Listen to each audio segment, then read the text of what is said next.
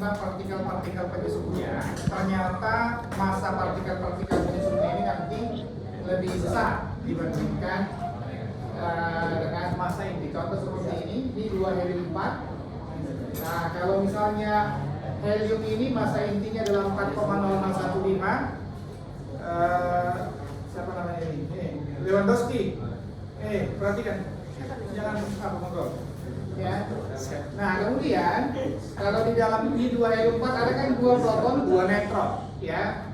Kalau masa proton misalnya sekian, 1,03, masa neutron sekian. Kalau ini kita jumlahkan, ada selisih masanya. Nah, selisih masanya ini disebut nanti dengan defek massa. Ya. Nah, defek massa itu sama dengan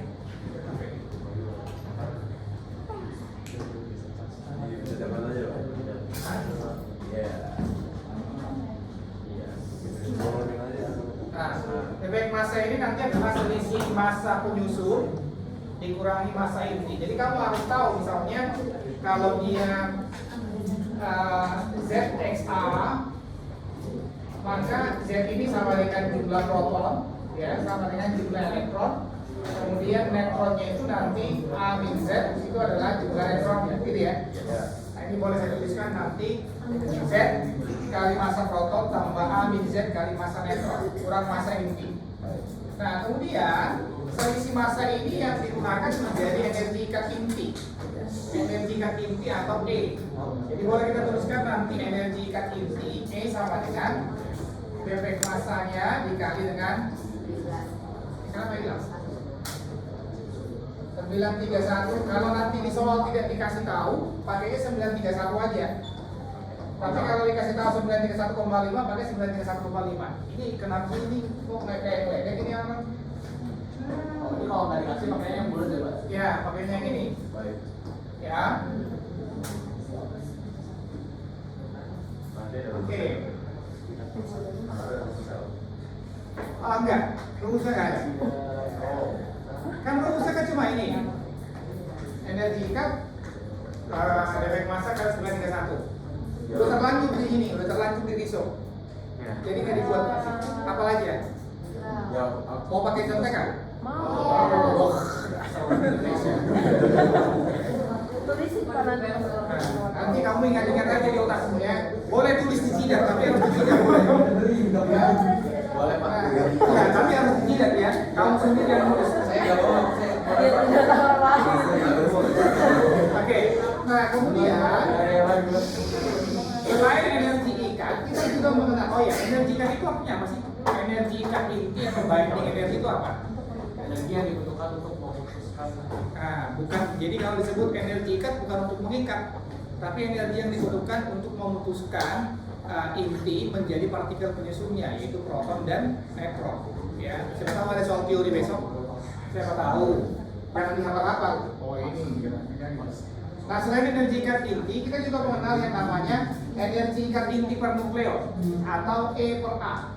Energi ikat inti per nukleon ini nanti menunjukkan kestabilan sebuah inti. Semakin besar E per A, maka atom tersebut pasti stabil. Jadi kalau kita bandingkan misalnya unsur A dan unsur B, manakah yang lebih stabil? Kita melihatnya dari mana? Dari energi ikat inti per nukleonnya, ya. Siapa tahu keluar di esai. Soalnya besok mudah-mudahan 10 PG, 2 esai, ya.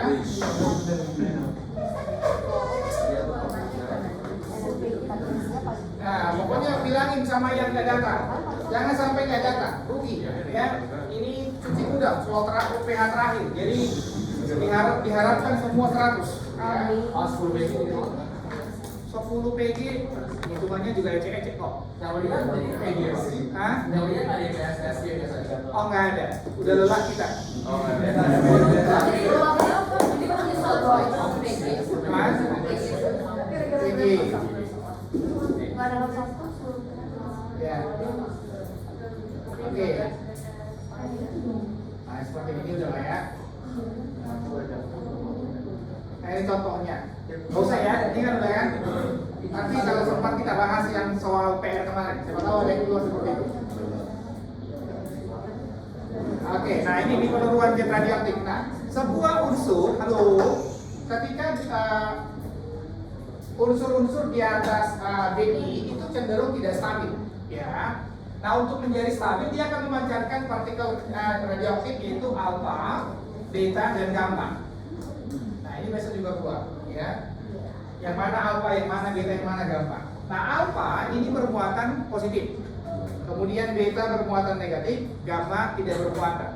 Nah, jadi kalau misalnya kita punya sebuah partikel yang memancarkan alfa, maka nomor atomnya berkurang 2, nomor masanya berkurang 4, gitu ya. Saya masuk ke sini dulu pemancarannya. Nanti kita lihat baru bagaimana dia disimpangkan. Habita kestabilan nggak usah, langsung ke intinya aja. Ini, ya, misalnya ini. Ketika sebuah unsur memancarkan alfa, ini misalnya unsur X memancarkan alfa, nomor atomnya ini akan berkurang 2, nomor masanya berkurang 4.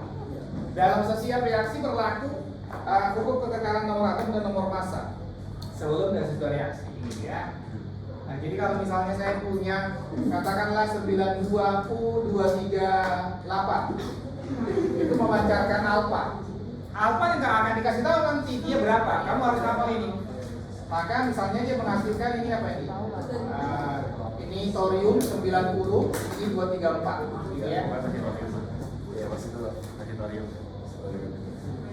Saya ganti besok. Nah, ini yang pertama alfa, oke? Sama dengan ini ya. Pokoknya di sini juga ada ya, yang di PPT ini sudah ada di Google Classroom ya. Nah, kemudian yang kedua, bagaimana ketika sebuah unsur memancarkan beta? Beta itu ada 2, beta negatif dan beta positif. Kalau beta negatif, maka nomor atomnya justru bertambah 1, nomor masanya tidak berubah. Jadi misalnya seperti ini, unsur X memancarkan beta negatif, nomor atomnya ini bertambah 1, nomor masanya tetap. Ya.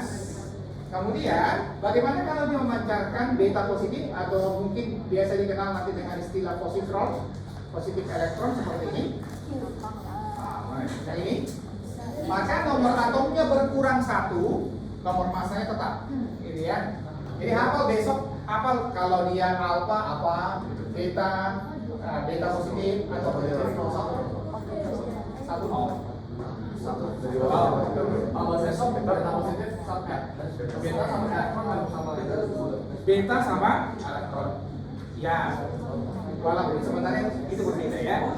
beta dari inti atau dari luar gitu. Ya. Oke. Kayak gini ya. Ini tadi. Kemudian, tapi kalau dia memancarkan gamma, perhatikan nomor atom dan nomor masanya nggak berubah. Nah, bagaimana penyimpangan alfa beta ini pada medan magnet dan medan listrik? Kita lihat. Misalnya, mana dia?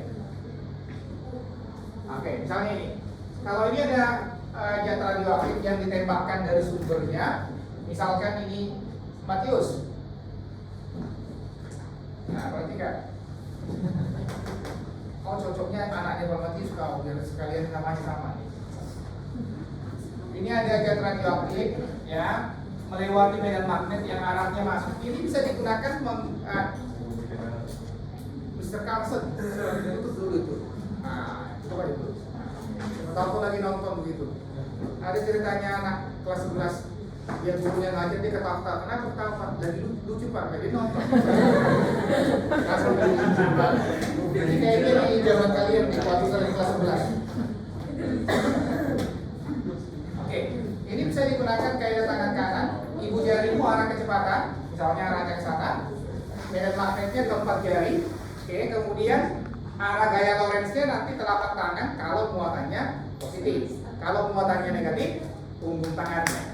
Oke, misalnya begini. Kalau arah kecepatan ke sana, medan magnetnya masuk, maka yang ke atas ini pasti bermuatan positif. Maka ini alfa. Jadi kalau besok ada soalnya ini apa, kamu tinggal isi. Oh ini apa? Ini bedanya kamu. Jadi ya, kan gampang ya. Dot masuk bidang nggak? Dot masuk bidang nggak? Dot keluar bidang. Kita ini cross. Ya, saya ulangi ya. Misalnya ini. Oke. Berarti yang ke sini itu adalah positif. Ini alfa. Oke. Yang beta ke bawah ini. Gamma tidak disimpangkan. Jelas ya? Kenapa gamma tidak disimpangkan? Karena kata muatan. Ini jelas ya? Yes. Pak, kalau beta positif gimana? Berapa?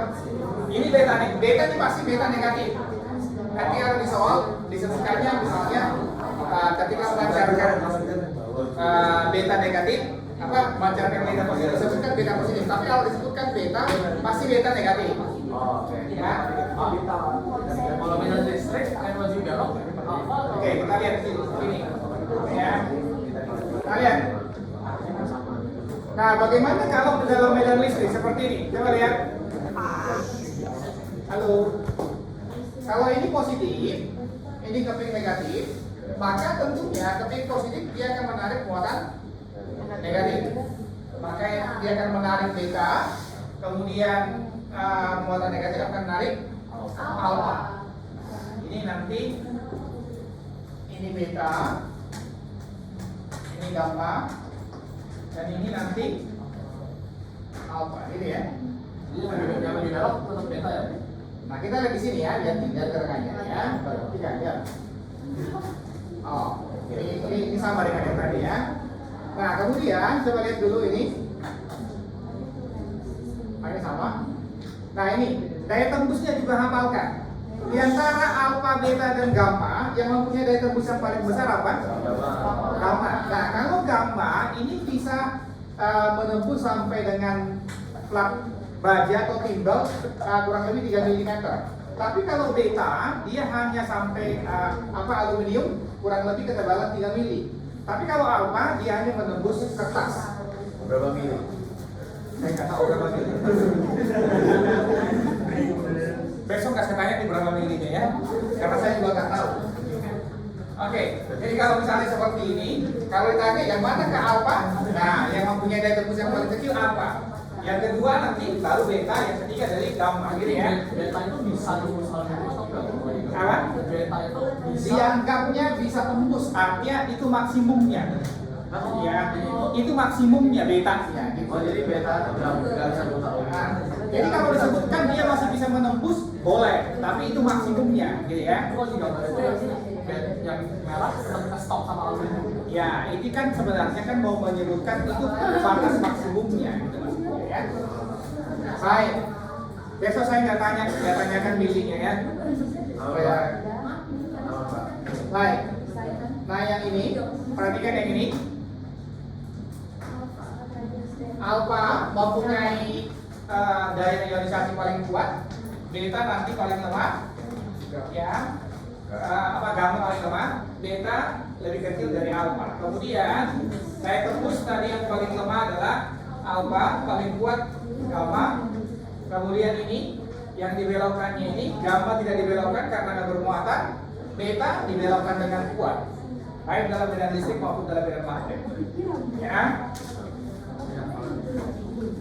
Teorinya besok dihafal ya, siapa tahu.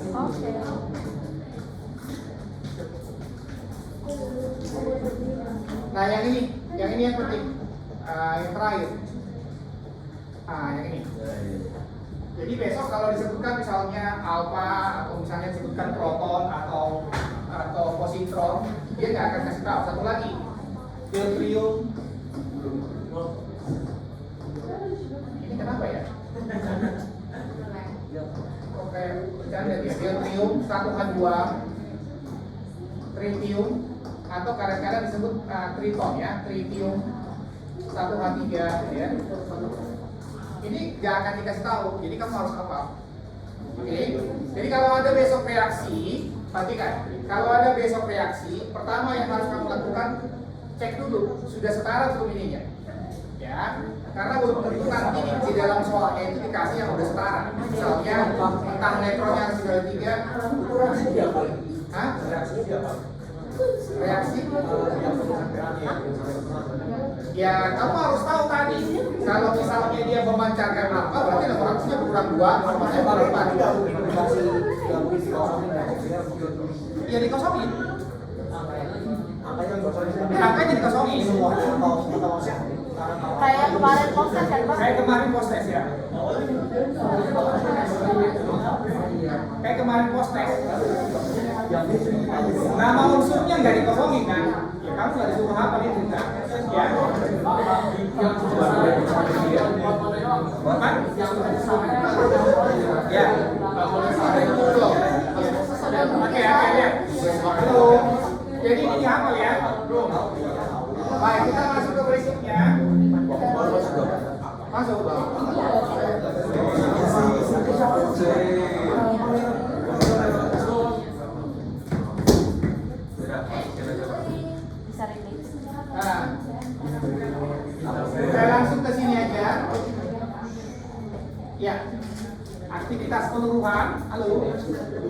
Aktivitas peluruhan ini atau disimbolkan dengan A boleh dinyatakan dengan A sama dengan tetapan peluruhan atau konstanta peluruhan dikali jumlah partikel. Satuan SI-nya perhatikan ini adalah BQ, BQRL atau peluruhan per detik. Nah, kalau misalnya kamu mau mencari, contoh nih, kamu mau mencari berapa banyak jumlah partikelnya, perhatikan dari sini A dibagi dengan lambda. Nah, ini harus sama satuannya. Ini dalam peluruhan per detik, berarti ini harus dalam sekon minus 1 gitu loh. Jangan misalnya ini partikel per detik, ini hari minus 1, boleh. Ya. Nah, yang berikutnya kita mengenal yang namanya waktu paro. Waktu paro itu adalah waktu yang diperlukan oleh zat radioaktif untuk meluruh menjadi setengah bagian semula. Misalnya, kalau mula-mula dia jumlahnya itu adalah N0, maka untuk menjadi setengah N0 dia perlu waktu T setengah atau T, terserah simbolnya apa, terserah ini ya. Ada yang menyimbolkan T besar, ada yang menyimbolkan T setengah. Nah, tapi lebih lagi menyimbolkan T setengah. Kalau ini kan karena saya ambil dari gambar gitu ya. Nah, jadi misalnya perlu waktu T atau T setengah, maka ini disebut dengan waktu paro. Untuk menjadi setengah dari setengah N0 ini menjadi seperempat, berarti dia perlu 2 kali waktu paronya dong. Nah, begitu seterusnya. Nah, kalau kita ingin mencari berapa banyaknya zat radioaktif yang belum peluru, entah itu nanti dalam aktivitas, entah itu dalam jumlah partikel atau massa, boleh dituliskan N sama dengan N0 dikali E pangkat min lambda kali T seperti ini boleh, atau boleh juga N sama dengan N0 dikali setengah pangkat T per T setengah. Ya, ini sama. Ya. Nah, seperti ini boleh. Ya. Nah, kemudian hubungan antara waktu paro dengan konstanta peluruhan lambda itu sama dengan ln 2 dibagi dengan T setengah. Ya. Baik. Ini udah ada di yang rumus yang apa R sama dengan min RO apa bedanya sama A sama dengan AO? Itu ini sama yang tadi ya? aktivitas kerja. Ya, mana? Ini sama.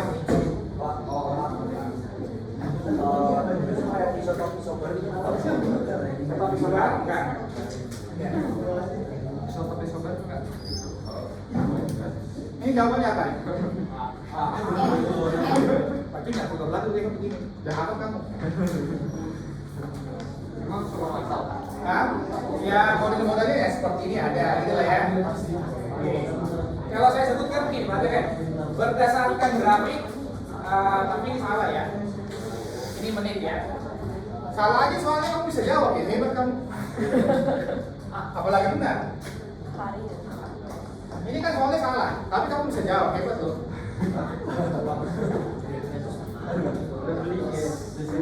Oke, kalau ini satuannya dalam menit, coba perhatikan. Perhatikan dulu. Siapa nih? Si berdasarkan grafik peluruhan berikut, jumlah gas radioaktif yang meluruh selama 1 jam.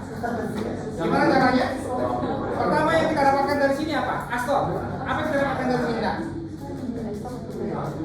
Apa yang bisa kita dapatkan? Nah, Matthew, boleh berdua. Boleh berdua. Kamu mau menggunakan fasilitas apa besok? Ask the audience, phone a friend, atau ask the teacher? Ayo berdua. Apa yang bisa kamu dapat dari grafik ini? Apa angkanya? Ya. Apa Apa yang bisa kamu dapatkan dari grafik ini? Waktu paro, dengarin ya, waktu paro. Waktu paronya T setengah. Nah, waktu paro itu adalah waktu yang diperlukan untuk menjadi setengah bagian. Tadi kan mula-mula dia N0.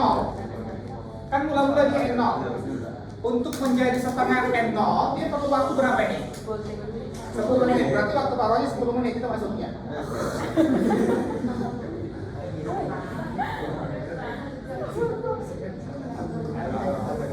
Paham ya? Besok ngerti ya? ya? Oke, 10 menit. Nah, kalau sudah, kalau kamu lupa rumusnya, dengarin. Kalau kamu lupa rumusnya, main sudoku aja buatnya. Misalnya dari N0 Gitu kan sampai 60 kan? ini menjadi setengah N0, menjadi seperempat N0, seperlapan, seper16 sampai lemas. Bagi dua ini 10. Nah, kalau lu baru rumusnya boleh begini. 10, 10, udah berapa ini? 10, 1, 2, 3, 4, 5, sekali lagi nih. Nah, sampai 60 kan? Berarti yang sisa berapa? 44. Nah, kalau pakai rumus boleh. Kalau pakai rumus N sama dengan N0 dikali setengah pangkat T per T setengah. Itu ya? Iya, bisa.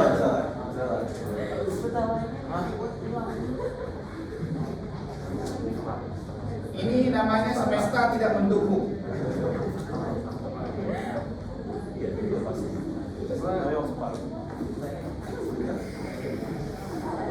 Nah, 60 dibagi 10 di sini ya. Setengah pangkat 6. Sini 1 jam. 60 menit. Ya.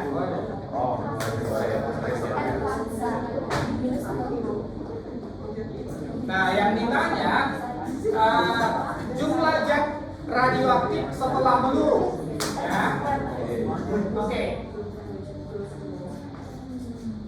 Pak, kita kalau soal dibandingkan jumlah zat non radioaktif itu pasti hasil Bukan non radioaktif, jumlah zat misalnya nih Ya, tidak A meluruh menjadi B misalnya Tapi nih. kalau mungkin cuma disebut zat non radioaktif nggak mungkin. Maka banyaknya B yang terbentuk, nah baru ya. Banyaknya zat baru yang terbentuk adalah banyaknya zat yang meluruh tadi gitu ya. Oke, nah seperti ini misalnya ini ya. Baik. Nah yang kedua, belum reaksi inti. Saya masuk langsung ke sini, perhatikan. Reaksi inti ada dua. Ke kaset. Oh iya.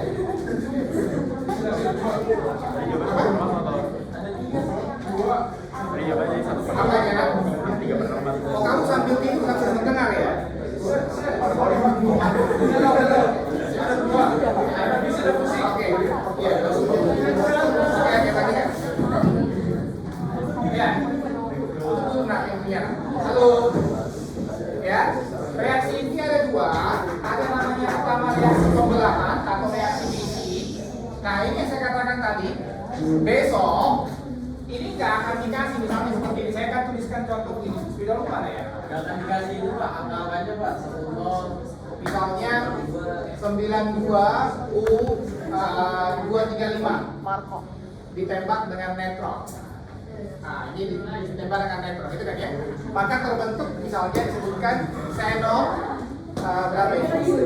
54 tambah berapa itu? 140 ditambah strontium. Strontium berapa? 3894 ditambah netron, tambah energi. Perhatikan, lihat. Tambah energi. Nah ini berbahagialah orang yang mendengar karena mereka nggak budak.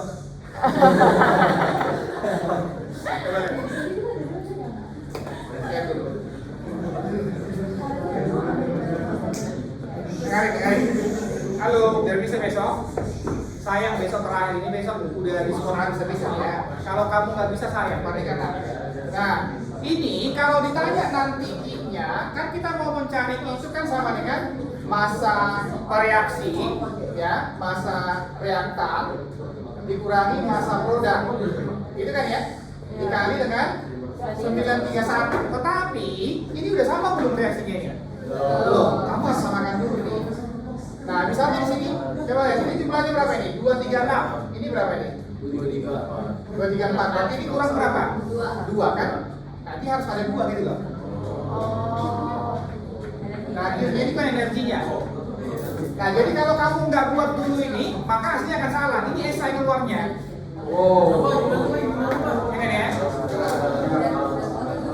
SI apa enggak ya? Saya lupa. Nah, jadi seperti itu harus disamakan dulu ininya ya. Oke, baik. Jadi ini ya, saya tuliskan 931,5. Kalau besok di soal tidak dikasih tahu, pakai 931 ya. Oke, Kalau Bang. dikasih 931,5 pakai. Oke, ini yang pertama. Yang kedua, reaksi penggabungan atau fusi sama aja ya. Bedanya, kalau tadi, kalau fisi ini satu inti berat membelah menjadi dua inti yang lebih ringan. Misalnya ini uranium menjadi xenon dan strontium. Tapi kalau penggabungan atau reaksi fusi itu dua inti yang ringan bergabung menjadi satu inti berat. Nah misalnya kalau saya kasih begini kan, kalau soalnya begini, deuterium ditambah tritium menghasilkan bukan natrium.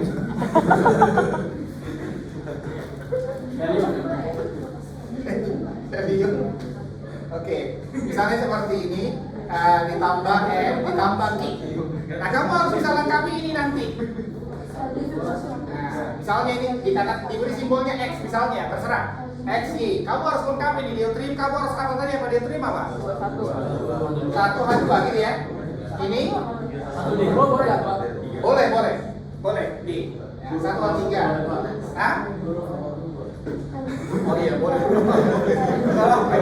Diskon boleh. Benar. Ini 2H4.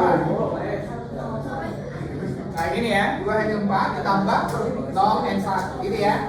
Nah nanti tambah Q. Oke, kamu harus lengkapi nanti. Baik. Oke. Nah seperti ini, misalnya ini, ya.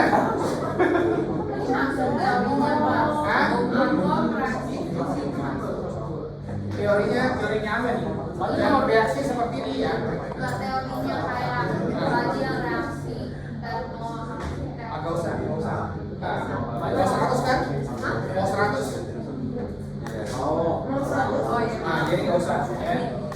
Pak. Yes. Itu nomor 2 sama nomor 3 kali denominator balik ya? Gimana? Nomor 2 sama nomor 3.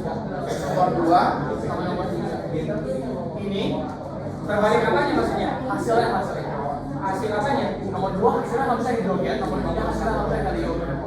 Saya ulangi, nomor 2 hasilnya Harusnya hidrogen. harusnya hidrogen. Yang ini, Yang kiri. Hasil yang pertama apa? yang mana nih yang terbalik maksudnya? Hasil yang pertama. Hasil yang ini. Yang ini. Apanya?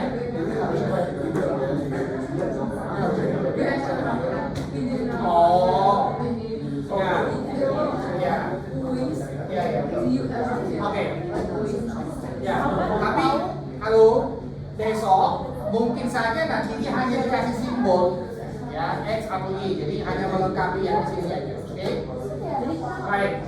Itu aja. Ada yang mau ditanya? Kalau nggak ada buka ya. Pak, kalau dia pakai simbol, Iya. Kita lihat soalnya.